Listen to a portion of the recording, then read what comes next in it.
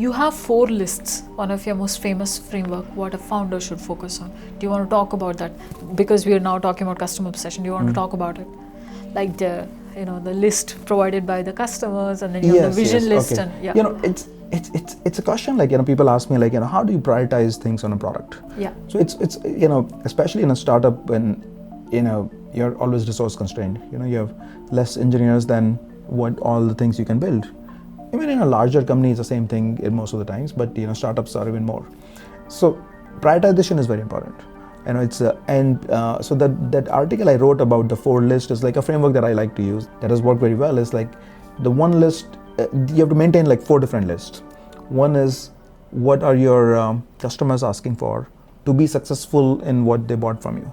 Yeah. And you look at like these are the things that customers want to do. The second list is around like what your salespeople are asking you. Like salespeople are saying, we can't win this deal because you don't have this feature, or our competitor has this feature. How is that different? Customer list and sales list, aren't they the same? Could be very different. Like many times like the salespeople are asking for things that a competitor has. That we may lose the deal because of that, or like we need to show something to win the deal kind of thing. And you have those and you sold to the customers. And customers, because you got all the checks, and you won the deal. But when customers start using it after a month, 2 months, 3 months, 6 months, they start running into things that like, that they didn't know at that time, which is like, okay, you cannot integrate with their enterprise user access system. And because of that, they cannot use your product in their enterprise setting. So yes, you won the deal, but the customer is not going to get value. Yeah. So those are the list of things normally come from customers, like which won't block your sales, but will block the customer adoption. So that is taken care by your customer success team. Yes, normally that list comes from customer success team. Like customer success team is telling like this customer needs this customer needs this. They are not getting enough adoption because we don't have this thing. Yeah. The sales list is coming from salespeople or sales engineers and sales reps normally. It's like, we cannot win this deal because we don't have this feature, or we don't have this capability, and like this, or we lost to a customer or to a competitor because we didn't have these 3 things. So that's kind of the list coming from there. There's a third list that coming from engineers.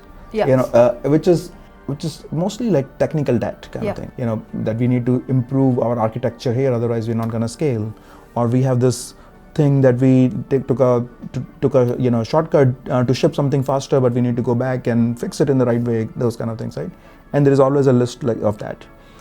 And the 4th list I call is coming from the product leader, the business leader, like CEO in a startup now most of the times, or you're like chief product officer or whoever it is, which is like, where are you going? Like, where do you want to go? Like your vision of the product.